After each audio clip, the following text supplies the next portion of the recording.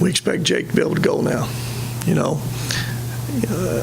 We didn't talk about it much before the Austin Peay game, but basically he had a concussion from that collision he had, on that Tuesday night.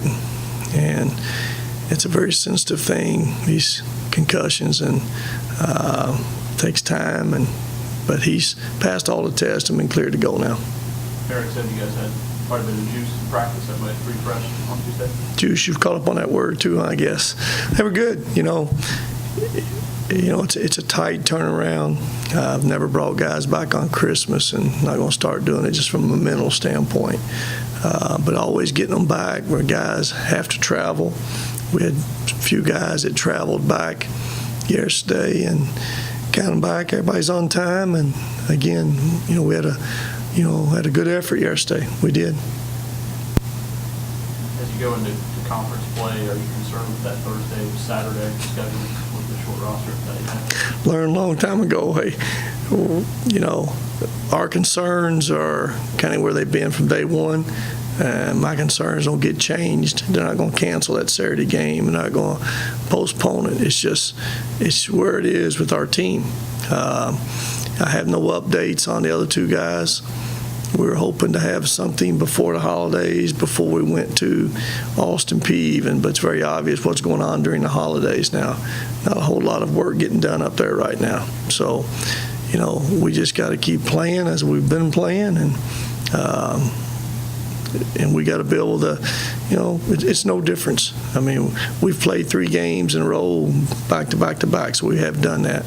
At least there is one day in between these games, and like always, there's a small margin for error, physically, mentally, and foul trouble. We avoided, some foul trouble Friday night against Austin Peay. We got in foul trouble early in that first half.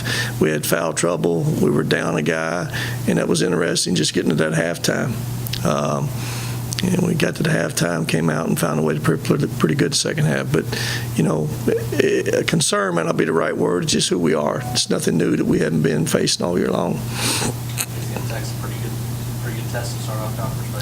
Louisiana Tech's one of those teams picked top of the league, where they were picked at up top, and they've played well, and they're a good team, and really good guard play in Bracey and Boykins. Those two guys can score with the best of them in the country, both of them. So absolutely, it's a good opening test. Where can your defense get better? My defense can get better in practice. We're going to get better at. You choose your poison. Like I said, I haven't been able to practice the way I like to practice.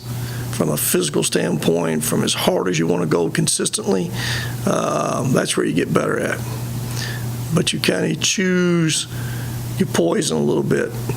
You want to roll dice and do that consistently. When you do that, your opportunities to have injuries go up. So we're just trying to go hard, really short, and trying to make sure we get 7 or 8 guys to playing for it next night. But to answer your question,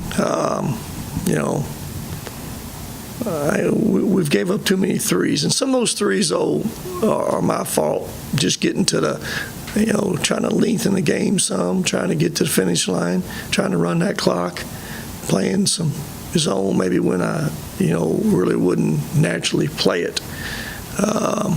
But we've given up some three-point shots, and when you change defenses a lot, that's going to happen some. You're going to give up some things.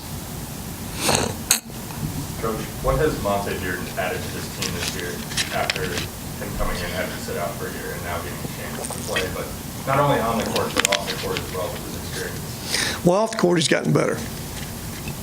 His experience off the court was probably bad experience. Bad habits maybe, I should say. But he's gotten a lot better there. He's got a lot better details, taking care of business, going to class, going to study hall, being on time, all the little things that carry over between the lines. He's made a huge improvement there. And I'm going to keep saying this. We haven't seen Bearden play his best basketball yet. I believe that. I don't think he's really got a great rhythm yet, and probably playing him off the point some, on the point some.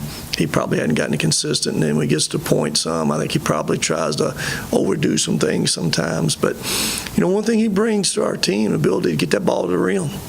He's got great ability to put it on the floor and get it to the rim, and like I say, I really believe he's a much better passer than we've seen. Defensively, he's gotten better. Nowhere near where he needs to be. He'll get tired. He'll gamble and pick up silly fouls when he's gambling. He's got to continue to get more solid defensively and not take those chances. In particular, when you've got 3 fouls or 4 fouls, you can't afford to pick up a silly foul based on just where our team is with numbers. But all those areas he's gotten better at.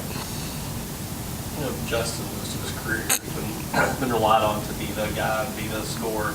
How have things been a little bit different this year and having some more supporting cast around of other guys that he can be a part instead of having to be the guy every single night? Well, I think he would probably tell you it's made it easier on him, where everybody cannot double him as easy. Because one thing Justin can do with a double team, he can really, really pass the basketball.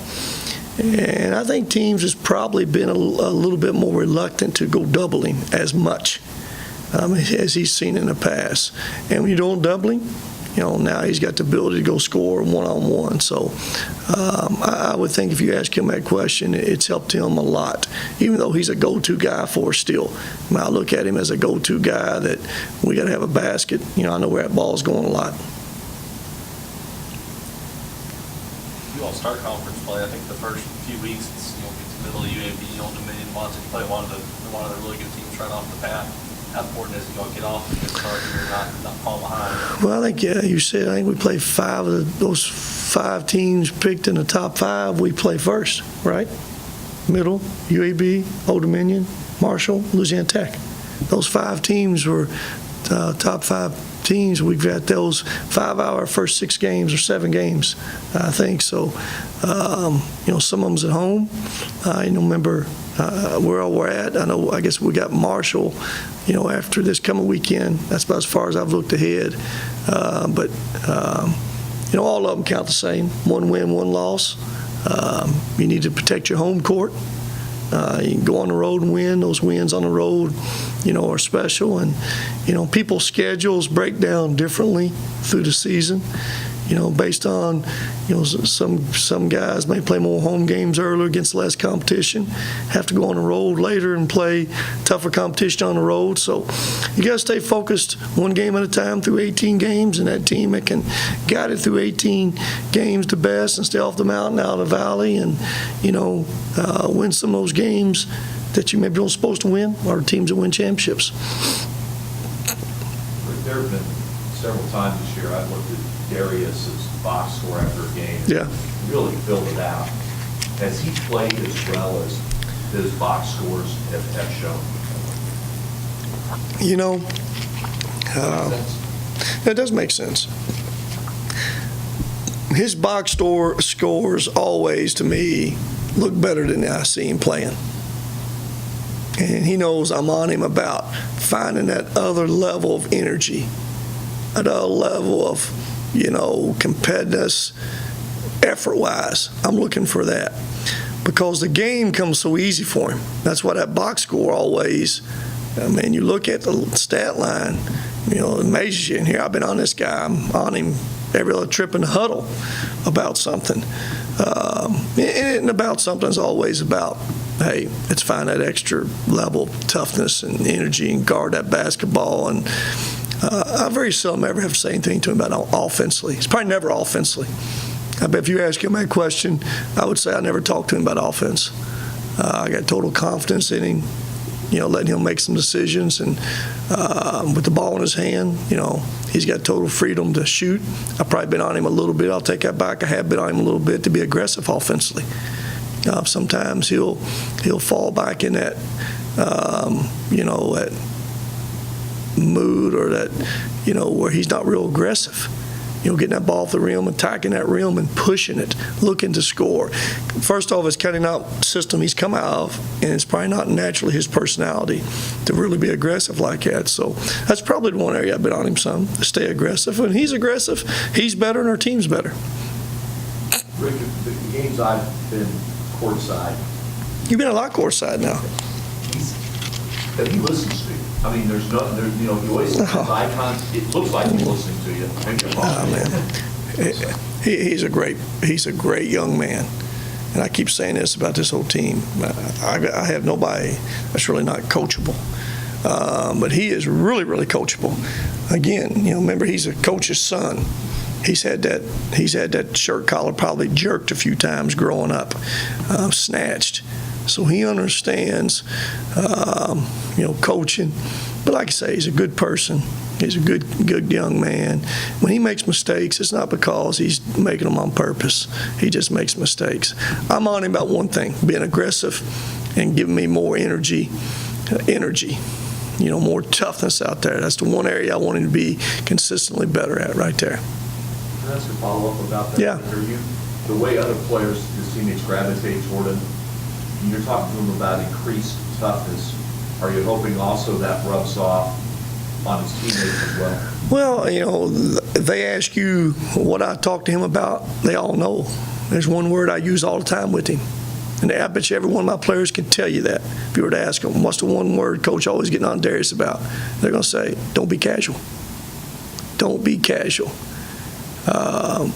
They all understand that and see that at times with him. But there's a lot of respect for him. Players totally respect him. I totally respect him as a person, as a player too. I'm just trying to find a way to make him better, which it makes him better, makes his team better.